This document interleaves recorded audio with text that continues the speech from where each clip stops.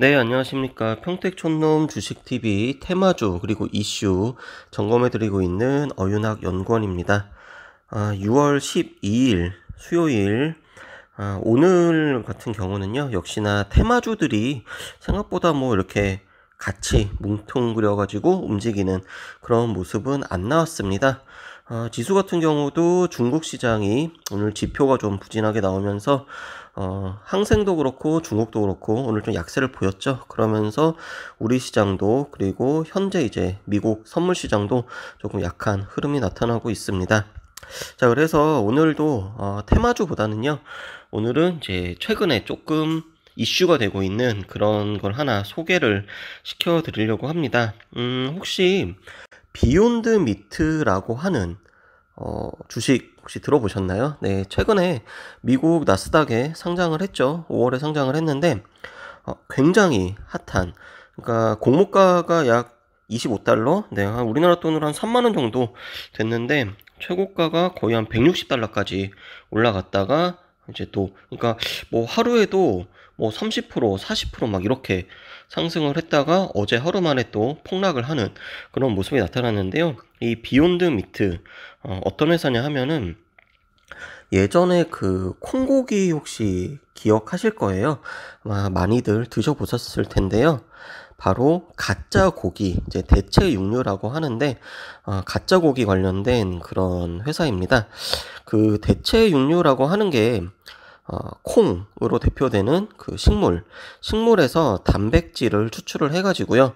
여기다가 다양한 이제 첨가물을 넣어가지고 섬유질 그리고 뭐 아미노산 또 코코아 오일 등을 섞어서 마치 고기인 것처럼, 그러니까 향이라든지 색이라든지 촉감이라든지 식감이라든지 그리고 심지어는 이제 육즙까지 나오는 그런 이제 수준까지 이제 이르렀다고 하는데요.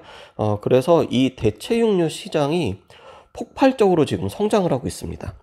그래서 미국에서는요, 이번에 그 비욘드 미트가 나스닥에 상장을 해서 공모가 대비 약 5배 이상 상승을 하면서 주목을 끌었는데, 사실 이 업체 같은 경우는 마이크로소프트사의 빌 게이츠 회장이 한번 먹어봤더니 본인이 갖고 있던 이 대체 육류에 대한 이 생각을 깨버렸다 이러면서 나는 그 자리에서 바로 투자를 결정할 수밖에 없었다, 뭐 이렇게 좀 발언을 하면서 굉장히 또 이슈몰이를 했죠.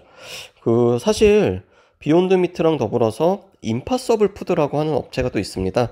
그래서 이 업체가 버거킹이라고 하는 햄버거 체인이랑 손잡고 임파서블 버거라고 하는 햄버거를 또 내놨어요. 그리고 비욘드 미트 같은 경우도 비욘드 버거라고 해가지고 출시를 했고요. 그리고 우리나라에서도 동원푸드에서 이 비욘드 미트 그리고 비욘드 버거를 수입을 해가지고 지금 판매를 하고 있습니다. 그래서 실제로 이태원이라든지 이제 강남 쪽에 가면 이 매장에서도 이 비욘드 미트를 활용한 음식을 또 판매를 하고 있다고 합니다.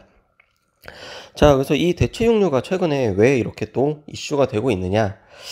그동안 이 콩고기라고 하면은요, 일단 식감, 그리고 향이라든지 냄새라든지 뭐 이런 게 실제 고기랑은 조금 차이가 좀 났습니다. 거의 뭐 된장 냄새가 좀 많이 나는, 네, 그런 한계가 좀 있었는데요. 최근에 이제 이 기술이 또 발달을 하면서, 그리고 햄버거라든지 샌드위치랑, 그러니까 고기 자체만 가지고 음식을 먹는다기보다는 부가적인 재료들, 뭐 빵이라든지 야채라든지 그리고 소스라든지 이렇게 섞어가지고 먹었을 때 실제로 블라인드 테스트를 했을 때 크게 차이점이 없다는 그런 정도까지 또 성장을 했다고 합니다. 자, 그러면서 이게 또 채식주의자들이 또 폭발적으로 늘고, 그리고 환경에 대한 관심도 높아지고 이러면서 이 점점 이 대체육류 시장이 마치 이제 새로운 트렌드가 되다시피 지금 하고 있고요. 그 다음에 이제 미국에서는요, 식물성 고기뿐만이 아니라 실제 육류, 그러니까 소라든지 돼지라든지 닭이라든지 이런 데서 줄기세포를 추출을 해요. 그 다음에 이 줄기세포를 배양을 해가지고 만든 이 배양육을 이용한 미트볼이라든지 이런 제품들도 실제로 또 등장을 했다고 합니다. 자, 그래서 좀 생각을 해봤어요. 그랬더니 과거에는 콩고기로 밖에는 이제 생각이 안 되던 이 대체 육류 시장이 지금은 이 식물성 단백질을 이용한 이 합성육, 그 다음에 육류에서 세포를 배양한 배양육. 그래서 지금 이제 치열하게 지금 다툼을 벌이고 있고, 사실 아직은 이제 초기 단계입니다. 초기 단계이고, 우리나라 같은 경우는요, 수입을 해가지고 지금 판매만 하고 있는 그런 단계이고요. 그런데 점차 그 소나 닭이나 돼지나 이러한 육류를 우리가 키우잖아요. 근데 키울 때, 자, 사료 들어가죠. 그리고 물 줘야 되죠. 그리고 배설물도 처리를 해야 되죠. 그리고 또 도축을 하는 과정에서 또 부산물들도 또 처리를 해야 되죠. 자, 이렇게 되다 보니까 이 고기한테 들어가는 어떤 유무형적인 이 비용이 너무나 과하다는 겁니다.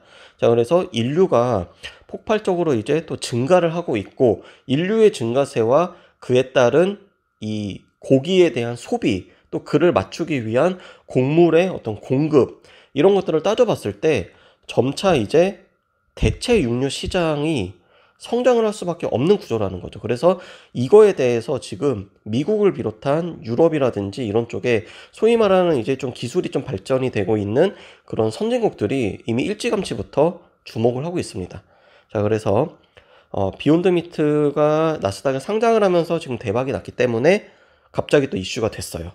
근데 우리나라 같은 경우는요, 아직까지 자체 기술력으로 배양을 했다거나 아니면은 식물성 단백질을 합성을 했다거나 해서 이런 업체는 제가 아직 찾지를 못했습니다. 어디선가 뭐 연구를 하고 있겠죠. 자, 그래서 올해 그리고 내년까지도 이 미국 시장에서 아마 굉장히 핫한 이슈가 될 것 같아요. 그래서 이 비욘드 미트 관련된, 이 대체 육류 관련된 유니콘 그룹이라든지 아니면은 벤처 그룹이 우리나라에서 등장을 한다라고 하면은 1호라는 그 상징성, 그리고 굉장한 아마 이슈몰이가 될 겁니다. 그렇기 때문에 그런 회사가 혹시라도 뭐 우회 상장을 한다든지 아니면 코넥스 시장에 상장을 한다든지 아니면 기술특례 상장을 시도한다든지 이런 소식이 들리면은 공모 단계에서부터 한번 관심을 가져도 충분하다. 저는 그렇게 보고 있고요. 그래서 오늘은 이 대체 육류 시장이 이제 어떻고, 대체 육류란 게 어떻고, 그리고 현재 어떻게 돌아가고 있는지 대략적으로 좀 이제 살펴봐 드렸고요. 기회가 된다면은 조금 더 상세하게 통계적인 데이터 그리고 객관적인 수치를 갖고 와가지고 한번 이제 좀 다양하게 보여드리면서, 네, 방송을 다음번에 준비를 해보도록 하겠습니다.